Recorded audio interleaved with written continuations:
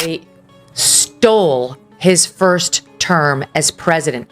These absolute liars who run around trying to act like they're the protectors of democracy completely ruined it, tried to undermine it at every turn and at the highest levels with lies, with out and out lies that were really serious, and changed foreign policy and changed the course of history in this country in Trump's presidency. And there must be accountability. There has to be actual criminal accountability for those who lied. And I can't wait to see this administration do it. When Megyn Kelly focused on Barack Obama, she didn't merely criticize him. She systematically deconstructed his carefully crafted image. With sharp precision and a talent for revealing political performances, she transformed his so-called legacy into a warning about missed opportunities, an inflated ego, and the disastrous effects of media praise. This wasn't just a polite disagreement.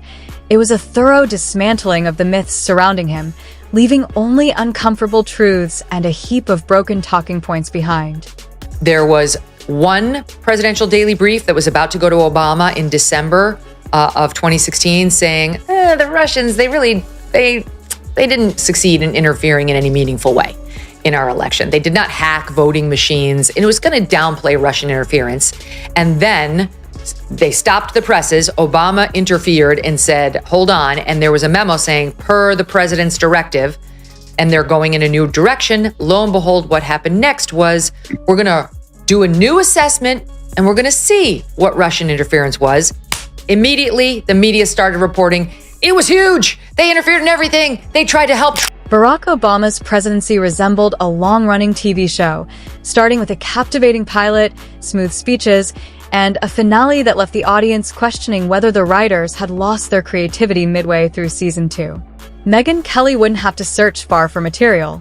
Obama's record is packed with enough twists, mistakes, and awkward moments to fuel an entire roast tour for years.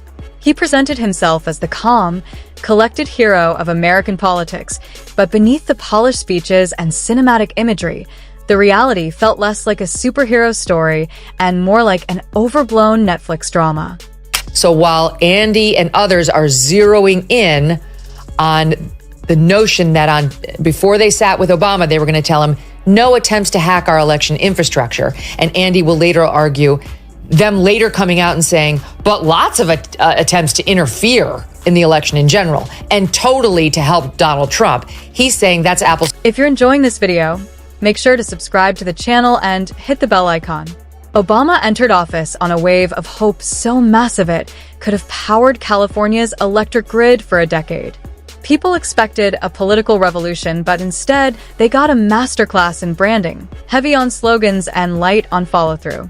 It was like ordering a gourmet steak dinner and being handed a kale smoothie, technically food, but not exactly what you signed up for. Megyn would have no trouble pointing out how the polished image hit a presidency that, in many ways, was just as stuck in political mire as those before it. We'll be remiss if we do not do at least one clip from the Barack Michelle Obama appearance, the podcast, because everybody thinks they're getting a divorce. And let's face it, they probably are. She dragged him onto her show with brother Craig, and the following took place. Here's how it started in SOT 36.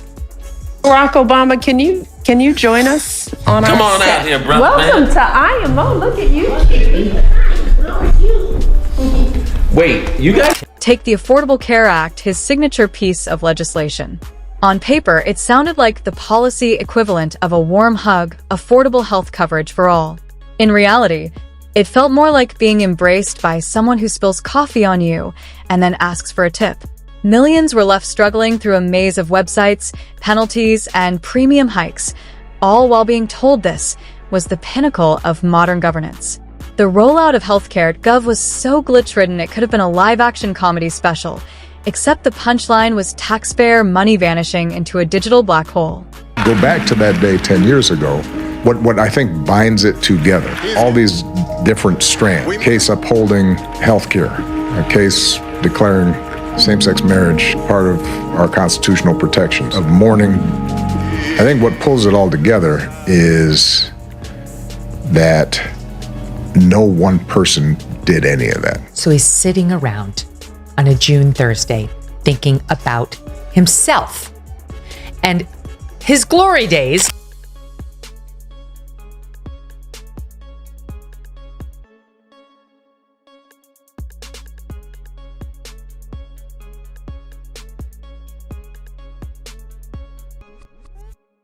How that other lie got pushed out there by Brennan at Obama's direction, and we're seeing what Brennan used to push the lie. One was Steele dossier, which this points out as it fell apart, and the guy went to him, CIA analyst, to say, it's fallen apart. We can't use this. He said, yes, but doesn't it ring? And then there was his foreign policy, the part of the show where Obama portrayed himself as the reluctant warrior, the man who would usher in an era of diplomacy over conflict. Yet somehow, the drone program expanded under his watch, turning parts of the Middle East into real-life video game maps. The administration would go on and on about precision strikes and surgical operations, but the reality often looked much messier, especially to the civilians on the receiving end. Megyn would have a field day roasting that contradiction, how a Nobel Peace Prize winner could oversee a military playbook with a higher body count than some of the leaders he once criticized. The truth is, if you add it all up, even the year, if the odds were you're going to be married to your partner for 50 years and 10 of those years could be bad, you'd sign up for it. You'd sign up for it. You'd sign up for it. Right. And that's really how it works out.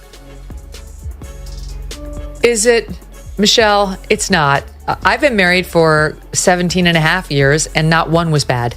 I think she and he married the... His handling of Syria was a geopolitical masterclass in hesitation. He drew a red line over chemical weapons use, only to watch as that line got smudged, erased, and redrawn in disappearing ink. It sent the message that America's word under his leadership was negotiable, a kind of choose-your-own-adventure diplomacy that left allies confused and adversaries emboldened. Meanwhile, Russia decided to march into Crimea, and the Obama administration responded with sanctions, so weak they might as well have been passive-aggressive greeting cards. Domestically, his economic record became a Rorschach test. Supporters saw a slow but steady recovery from the 2008 crash, while critics saw stagnant wages, mounting debt, and a Federal Reserve printing money like it was playing a game of Monopoly. The irony is undeniable. The man who campaigned on unity and change inadvertently helped create the conditions for the most divisive political era in modern history. Aspirational point that he was determined to help Trump and get Trump elected was a political hit job that they then leaked to the media immediately, as you pointed out the other day, that before the homework assignment was even completed, in other words, Obama said, go back and change your report. They had leaked to the media what the conclusion of it would be. They had one goal and one goal only, which was to undermine Trump. And let's not forget the surveillance state. You think a constitutional lawyer might have reservations about expanding government spying programs, but under Obama, the NSA's reach grew like it had just discovered steroids. Edward Snowden's revelations shone a light on just how cozy the administration had become with collecting data on American citizens, all while pitching the idea that it was for their own good. Megyn would have a field day pointing out how the same man who preached transparency ran one of the most secretive administrations in decades, cracking down on whistleblowers with a zeal that made even his predecessors look lenient. Then there's the celebrity factor. Obama loved being the star attraction, late-night talk shows, March Madness brackets, viral videos. There's a reason Megyn could make a running joke about how the man seemed more comfortable roasting his opponents at the White House Correspondents' Dinner than negotiating bipartisan deals on Capitol Hill. Speaking of Barack Obama, he decided to drop a post on X today, and I thought, okay, maybe in the wake of the Pete Hegseth presser, he's going to say something like, no matter how you feel about the Iranian strike, hats off to our, boys in blue, our guys in the bombers.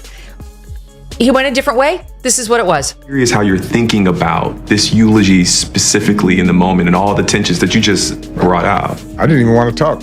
I was so mad. Part of the reason I think I ended up having anything to say at that moment was when I heard some of the victims' families forgive the shooter. And I thought, all right, let's see if maybe this is a way America can. Even his much-touted diplomacy had its blind spots. The Iran nuclear deal was celebrated as a triumph of negotiation, but critics argued it was a short-term fix for a long-term problem, one that gave Iran a path to legitimacy without addressing the deeper issues at play. Cuba's diplomatic thaw was another headline grabber that looked good in photos, but left many questions about what the U.S. actually gained in return. In both cases, the optics were flawless, but the substance was debatable. Classic Obama. His rhetoric was often praised, but the tangible policy changes were underwhelming, leaving both sides of the debate feeling unheard. Megyn could easily slice through that contradiction. How someone so skilled at speaking to the nation could struggle so much to bridge its divides. And through it all, the media often treated him like a political unicorn, immune to the same level of scrutiny other leaders faced. Scandals like the IRS targeting controversy, the VA hospital debacle, and the Benghazi attack got plenty of coverage, but rarely stuck to him in the same way they would have with a less media-savvy president. At that point, a meeting was held. It was called and held, including all of Obama's top people, all of them.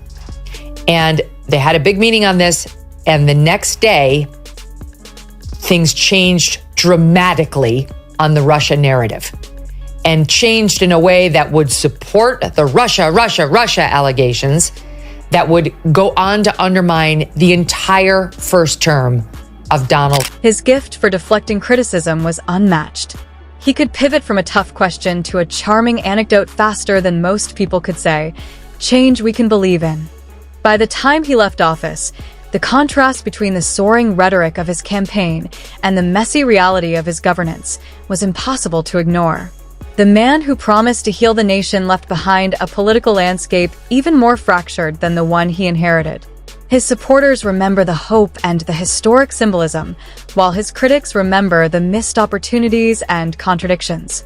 The Obama presidency was a masterclass in branding, a carefully staged production that kept audiences captivated even as the script began to unravel.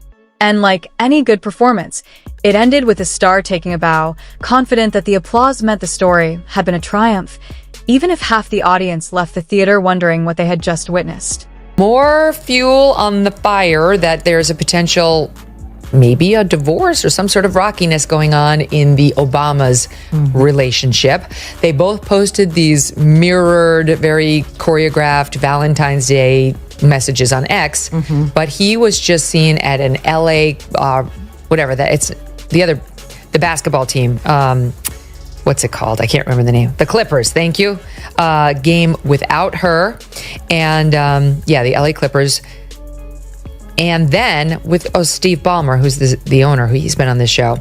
And then on Tuesday, he was spotted eating out at a fancy dinner in Sherman Oaks with both daughters, Malia and Sasha, but again, no Michelle, according to Tia. Because in the end, Barack Obama's political legacy is a paradox. The man who made Americans believe in big change delivered only incremental tweaks. The man who promised unity left deeper divides, and the man who campaigned against endless war became one of its quietest enablers. It's a legacy that demands more than analysis. It begs for a roast, one that peels back the polish and lets the contradictions shine for what they truly are. And judging by how much material is still on the table, this roast isn't anywhere near finished. Barack Obama's post-presidency has become less about dignity and more about perfecting the art of self-promotion disguised as public service. Every time he steps onto a stage, he carries himself like the world is still waiting for his next big policy breakthrough, when in reality, it's just another prepackaged story with dramatic pauses designed to keep his audience nodding along. She's on the record. They can pretend all they want that it's just tabloid fodder that has led people to think they're on the outs. That oh yes, he appeared without her, here or there, and people, no. Okay, first of all, she didn't go to the Trump inauguration. She didn't go to the Jimmy Carter funeral. He's been spotted out at basketball games and out to dinner with their daughters repeatedly without her. You'd be hard pressed to find a recent picture of the two of them together.